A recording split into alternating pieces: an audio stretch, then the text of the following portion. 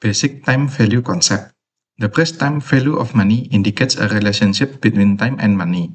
That a dollar received today is worth more than a dollar promised at some time in the future. Why? Because of the opportunity to invest today's dollar and receive interest on investment.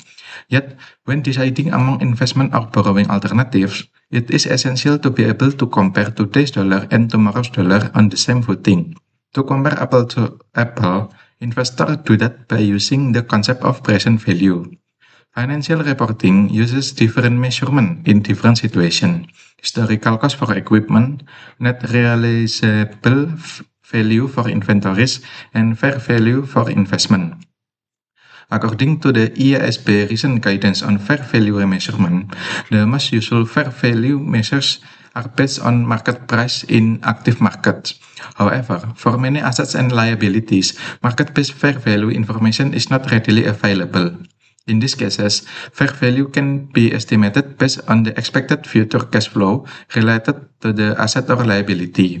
Such fair value estimates are generally considered level 3, most subjective, in the fair value hierarchy because they are based on unobservable inputs, such as a company's own data or assumption related to the expected future cash flow associated with the asset or liability. Interest is payment for the use of money. It is the excess cash received or repaid over and above the amount lent or borrowed, or it is called principal. The lender generally states the amount of interest rate as a rate over a specific period of time. For example, if Hilfam borrowed $10,000 for 1 year before repaying $10,000 and $600, the rate of interest is 6% per year, computed by $600 divided by $10,000. Variables in interest computation is 1. Principal, the amount borrowed or invested. 2. Interest rate, a percentage of the outstanding principal. And 3. Time, the number of years or fractional portion of a year that the principal is outstanding. The first kind of interest is simple interest. Companies compute simple interest on the amount of the principal only. It is the return on or growth of the principal for one time period. As you can see in the slide, there is a formula. The formula is interest equals to P times I times N, where P equals to principal, I equals to rate of interest for a single period, and N equals to number of periods. The example is if Barstow borrows $10,000 for 3 months at 8%, the interest is $200. The second type of interest is compound interest. Compound interest computed on principal and on any interest earned that has not been paid or withdrawn. It is the return on or growth of the principal for 2 or more time periods. To illustrate the difference between simple and compound interest, assume that Vasquez Company deposits $10,000 in the Last National Bank, where it will earn simple interest of 9% per year. It deposits another $10,000 in the First State Bank, where it will earn compound interest of 9% per year, compounded annually. In both cases, Vasquez will not withdraw any interest until 3 years from the date of deposit. As you can see, if Vasquez uses compound interest, there will be 250 difference from the simple interest. So compound interest will earn more. The compound tables rely on basic formulas. For example, the formula to determine the future value factor of FVF for 1 is FVF n point I equals to parenthesis 1 plus I parenthesis and then the power of n, where n is the number of periods, while I is the rate of interest for a single period. To illustrate the use of interest tables to calculate compound amounts, assume an interest rate of 5%. The illustration in the slide shows the future value to which one accumulates the future value factor. As you can see, if the period is only 1, the end of period amount is 1.05. And in the next period of 2, the end of period amount will be 1.1025. And so on. How often interest is compounded can substantially affect the rate of return. For example, a 9% annual interest compounded daily provides a 9.42% yield, or a difference of 0.42%. The 9.42% is the effective yield. The annual interest rate, or 9%, is the stated nominal or face rate. When the compounding frequency is greater than once a year, the effective interest rate will always exceed the state rate. And then last one is fundamental variables for compound interest. Rate of interest. Unless otherwise stated, an annual rate that must be adjusted to reflect the length of the compound in period if less than a year. 2. Number of time periods. The number of compounding periods. A period may be equal to or less than a year. 3. Future value. The value at a future date of a given sum or sums invested assuming compound interest. And fourth is present value. The value now or present time of a future sum or sums discounted assuming compound interest. Okay. So the next material is single sum problem. Single sum problem are generally classified into one of the following two categories. The first one is computing the unknown future value of a known single sum of money that is invested now for a certain number of period at a certain interest rate. The second one is computing the unknown present value of a non-single sum of money in the future that is discontinued for a certain number of period at a certain interest rate. So when we analyze the information provided, so we can determine we can determine first whenever the problem involve a future value or a present value. Then applying the following general rules depending on the situation. If solving for future value, we accumulate all cash flow to a future point. In this instance, interest increase the amount or value over time so that the future value exceed the present value. The second solving the second general rule is if solving for a present value, discount all cash flow from the future to the present. In this case, discounting reduce the amount of our value so that the present value is less than the future amount. So the next material is about future value of a single sum. So this formula is that to determine the future value of a single sum, multiplying the future value factor by its present value as follow. So the formula is future value equal with present value.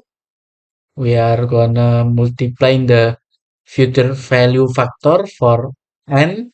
N is for period and E is interest.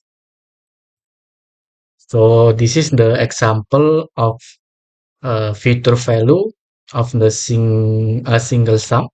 So we have Brugger HG wants to determine the future value of 50,000 euro invested for 5 years, compounded annually at an interest rate of 6%. So we are gonna use the present value is $50,000 and the future value factor we gonna get 1.33823 and we gonna get 66,912. So to determine the 1.33823, we are gonna use formula from the table 6.1. So the next material is about present value of a single sum. The present value is the amount needed to invest now to produce a known future value. The present value is always a smaller amount than the known future value due to earned and accumulated interest. In determining the future value, a company move forward in time using a process of accumulation. But to determine the present value, it moves backwards in time using the process of discounting. So for the formula is present value equal with future value multiplied by present value factor for N for periods and E for interest. To determine the present value factor, we can use this formula 1 divided by 1 plus interest to the power of period. So we can use that formula to get the present value factor, or we can use the set calculation that from table 6.2, and this is the example for the from the table. So we can get discount period 1, 2, 3. We get interest rate at 5%. We can get 1.5 multiply up to the power of 2, and we get the present value. So this is the example of present value of a single sum. So the question is, we know a future value of 73,466 euro is to be paid or received in 5 years, and want to know the present value. So the problem is this situation in time diagram from the and determine the present value of 73,466 euro to be received or paid in 5 years, discounted at 8% compound annually.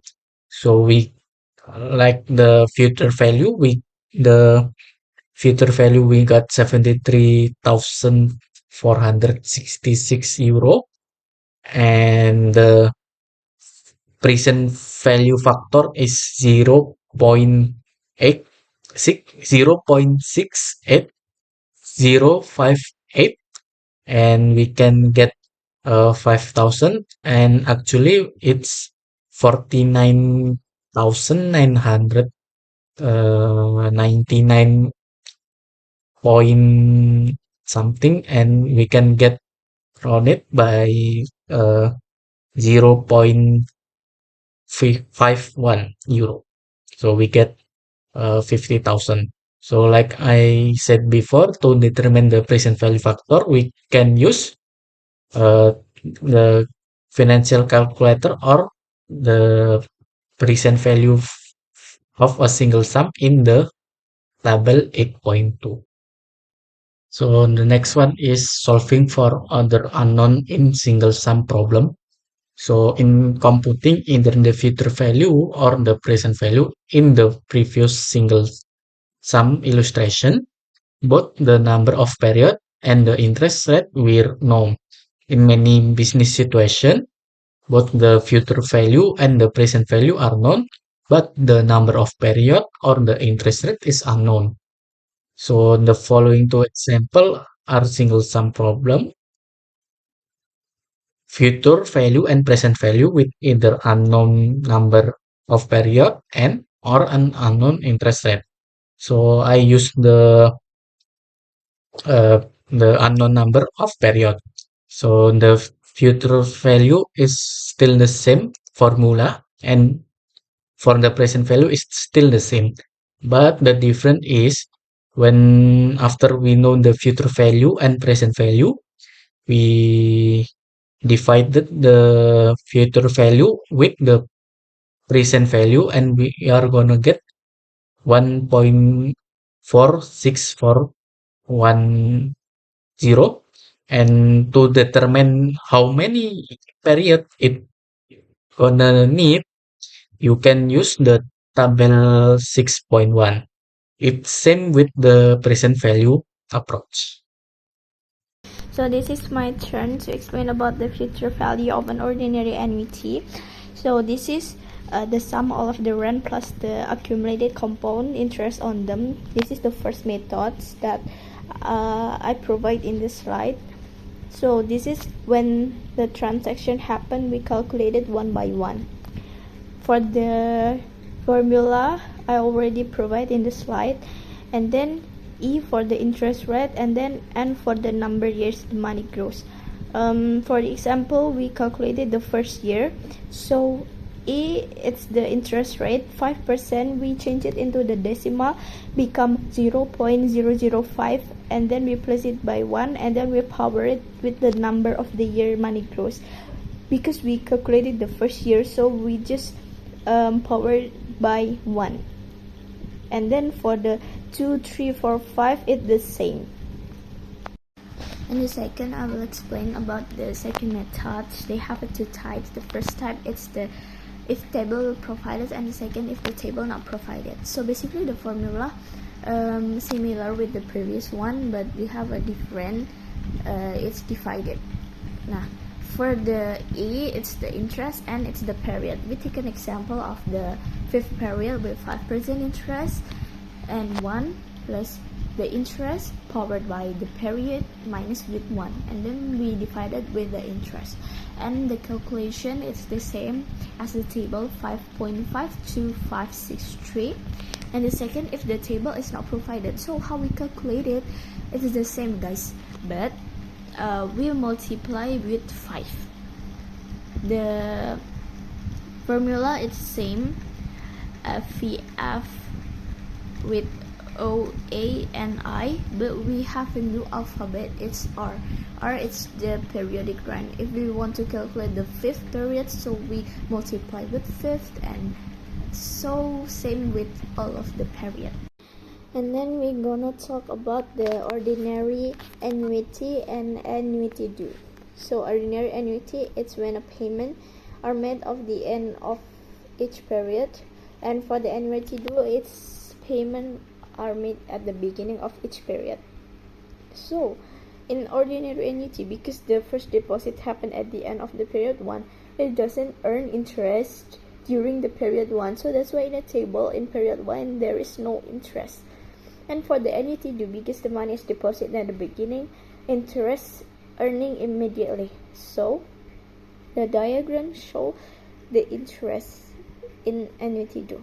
And why the annuity due has a larger value? Because each payment in annuity due earns interest for 1 extra period if we compare with the ordinary annuity.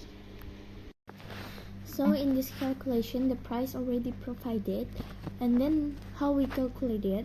The first is future value of an ordinary annuity for 1 till 8 periods. And how we calculate it is the same as the previous one. In number 1, I already provided, and then we have factor 1 plus 0.06. 0.06 is the interest, and then the calculation we multiply with 1.06, and then we have a price, the periodic deposit or rent, it's 800 euros. So the calculation before we multiply with 800, so there is the accumulated value. Hello, my name is Pio Raditya Sugiono with my last NPM number 175, and next we are going to talk about present value of an annuity. It is the single sum that if it invested at a compound interest now, it would provide for an annuity or a series of withdrawals for a certain number of future periods at the end of the period. Okay, so next we are going to talk about the first method of finding present value of an ordinary annuity. So to find the present value, we can use this calculation, which is 1 divided by 1.05 to the power of the period that we are going to find. For the example, in this case, we are going to find the present value of 1 year period. So we can input 1 divided by 1.05 to the power of 1. Then we can get 0.95238. And then it is the same way until the 5 periods. And then if we are going to find the total present value of an ordinary annuity of $1 for 5 periods at 5%, we can just sum or total the numbers of the present value from first year until 5 year, and then we can get $4.32948. And then now we are moving to the second method of finding the present value of an ordinary annuity. So the second method is easier than the previous method. We just need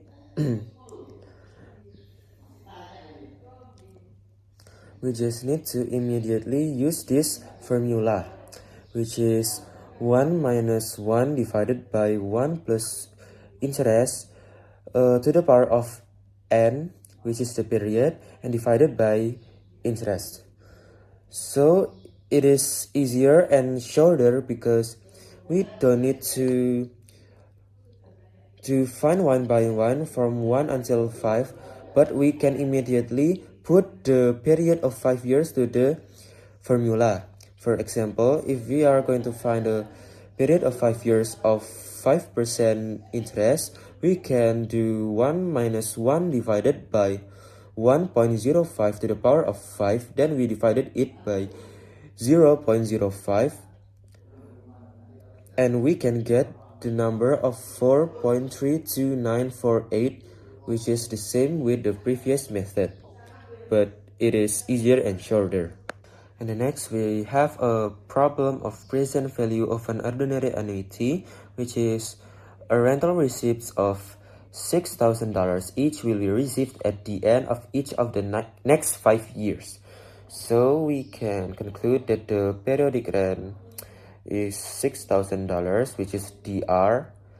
And then to find the present value of this, we can multiply the $6,000 by the BVFOA 5.6%, or the present value of 5 year and 6% interest, which we can get from the table 6.4, which the number is 4.21236. So we multiply $6,000 with 4.21236, and we can get $25,274.16.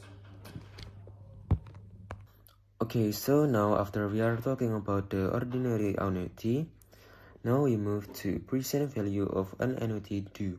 Here we have a case, which is Space Odyssey Inc. rents a communication satellite for 4 years with annual rental payments of $4.8 million to be made at the beginning of each year. So, to solve this problem, we need to find the present value of an ordinary annuity of 1 for 4 periods at 5%, which is shown at the table 6.4. The number is 3.54595, and then we multiply it by the factor, which is 1 plus 0.05 or equals to 1.05, and we can get the present value of an annuity due is 3.72325, and we can multiply it by the number that the question have given before, $4.8 million, and we can get the present value of payments, which is $17,871,600. The present value of payments is $17,871,600. Okay, so next, still talking about annuity due, we have a case which is we have won a lottery ticket which is as big as $4 million, but they will give us at every year of 20 years period, which is at 1 year we will receive $200,000. So to know the present so to solve this problem, we will need to find the present value first, which is For 20 years period and 10% of interest rate, the number is 8.51356, and we multiply it with $200,000, and we can get the nominal of $1,702,712. As a result, if the state deposits $1,702,712 now and earns 10% interest, it can withdraw $200,000 a year for 20 years to pay us the $4 million. We are going to talk about other time values of money issues. Solving time value problems often requires using more than one table. For example, a business problem may need computation of both present value of a single sum and present value of an annuity. In addition, IFRS may require the use of expected cash flow. The use of expected cash flows in determining present value. In this section, we are gonna to examine first deferred annuity, second bond problems, and the last one is present value measurement. The first one is deferred annuities. A deferred annuity is an annuity where payments start after a certain delay. No payments occur during the deferral period. For example, if it is deferred for 4 years, the first payment happens in the 5th year. The first one of deferred annuities is future value of a deferred annuity. It is something that calculated the same way as a regular annuity because no payments occur during the deferral period. Since there is no investment or accumulation during time, the deferral period is simply ignored when computing the future value. Here's the example of future value of a deferred annuity. The fact is Sutton Corporation plans to purchase land in 6 years for the construction of its new company headquarters. Because of cash flows problems, Sutton budget deposit of $80,000 on which it expects to earn 5% annually. Only at the end of the 4th, 5th, and 6th periods. The problem is show the situation in the diagram form and determine the future value Sutton will have accumulated at the end of the 6th year. And then there's the solution in the time diagram form, and the Sutton determines the value accumulated by using the standard formula for the future value of an ordinary annuity. The next one is present value of a deferred annuity. We must consider the interest that accumulates during the deferral period. First, we are going to calculate the present value of the annuity as if payments occurred during the entire period, then subtract the present value of the payments that were not received during the deferral period. This gonna leaves the present value of the payments that will actually be received after the delay. Here's the example, and then there's the table that explains first each periodic rent. It has $5,000. Then the second is present value of an ordinary annuity of 1 for total periods 10. The number of rents is 6 and plus number of deferred periods 4 at 8%. Then it will get 6.71008. And the third one is it is gonna be minus by present value of an ordinary annuity of 1 for the number of deferred periods 4 at 8%. It has 3.31213, and then the 4 is the difference. It is 3.39795.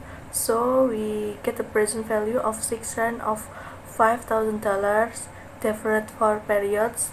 It is $16,989.75. Then the second one is bond problems. The first is valuation of long-term bonds. A long-term bond produces two cash flows.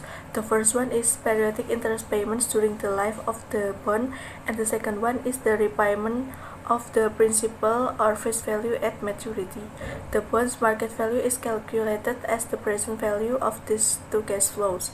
The interest payments treated as an annuity and the principal treated as a single sum. Here is the example of bond valuation. The fact is Altec Corporation on January 1st, 2022 issues $100,000 of 5% bonds due in 5 years with interest payable annually at year end. The current market rate of interest for bonds of similar risk is 6%. The problem is show the situation in time diagram form and determine the amount that buyers will pay for the bond issues. And then there's the solution, and Altec Corporation will compute the present value of two cash flows discounting at 6% as follows. The present value of the principal,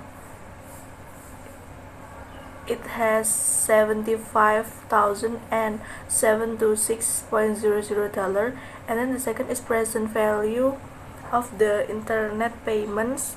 It has $21,061.80, and then the combined present value or market price that carrying the value of bonds is $95,787.80. By paying that combined present value at date of issue, the buyers of the bonds will realize an effective yield of 6% over the 5-year term of the bonds. This is true because Altec Corporation discounted the cash flows at 6%. The second one of bond problem is effective interest method of amortization of bond discount or premium. There's the example maturity value or face amount of bonds. It has $100,000, and then the present value of the principal is $75,726, and then the present value of the interest is $21,060.80, and then the proceeds or the present value and cash received is $75,787.80, and then we get the discount on bonds that issued is $5,212.20. Using the effective interest method, a company amortizes a bond discount or premium over the life of the bond. First, the bond interest expense is calculated by multiplying the carrying value of the bond at the beginning of the period by the effective interest rate. Then the discount or premium amortization is found by comparing the interest expense with the actual interest payment that made. The bond interest expense, it is carrying value of bonds at beginning of period times by effective interest rate, then minus by bond interest paid that has face amount of bonds times by stated interest rate, then we're going to get the amortized amount. Then the effective interest method results in a periodic interest expense that is a constant percentage of the bond's carrying value. Because it used the effective interest rate at the time of issuance, this method helps match interest expense with revenues. Here's the schedule of bond discount amortization by 5 year, 5% bond sold to yield 6%. Then the last one is present value measurement. In the past, present value calculation in accounting usually use the most likely cash flow amount. This traditional method selects one expected value without considering other possible outcomes. However, IFRS 13 introduces the expected cash flow approach, which considers different possible cash flows and their possibilities to produce a more accurate estimate. For example, if there is a 30% change of $100, there is 50% of $200 and then 20% of $300, the expected cash flow is calculated as 100 times by 0.3 added by 200 times by 0.5, then added again with 300 times 0.2, then we're going to get $190. The traditional method would choose $200 as the most likely value, but the expected cash flow approach is more reliable because it includes all possible outcomes and their probabilities. The first one of present value measurement is choosing an appropriate interest rate. After determining the expected cash flows, a company must choose the appropriate interest rate to discount those cash flows. This interest rate generally consists of three components. The first one is the pure rate of interest, which is usually it has 2% until 5%, that the basic rate a lender would charge if there were no risk of default and no inflation. It represents the minimum return for lending money. Then the second one is the expected inflation rate. It is an inflationary economy. Money received in the future has less purchasing power than today. Because of this, the lenders will increase the interest rate to compensate for the expected loss in value. And the third one is the credit risk rate. It usually has 0% until 5%, which reflects the risk that the borrower may not repay the loan. Governments usually have very low credit risk, while businesses may have higher credit risk depending on their financial condition and stability. According to IASB, when using the expected cash flow approach, companies should discount cash flows using the risk-free rate of return, which includes only the pure interest rate and the expected inflation rate. The credit risk is already reflected in the probabilities used to calculate the expected cash flow, so it should not be added again to the discount rate. The second one of the present value measurement is example of expected cash flows. Juno's appliance sold $250,000 of clothes dryers in 2022 and provided a 2-year warranty. The company hired Lorenzo's Repair to handle warranty service. Since there is no market price for the warranty contract, Juno's Appliance uses the expected cash flow approach to estimate the warranty obligation. Based on past warranty experience, the company estimates expected cash flows for future repairs. This estimate is recorded as warranty expenses in 2022 and as a warranty liability on the December 31, 2022 statement of financial position. Here is the how it's counted. In 2022, the cash flow estimate is times by probability assessment, and then it will get expected cash flows.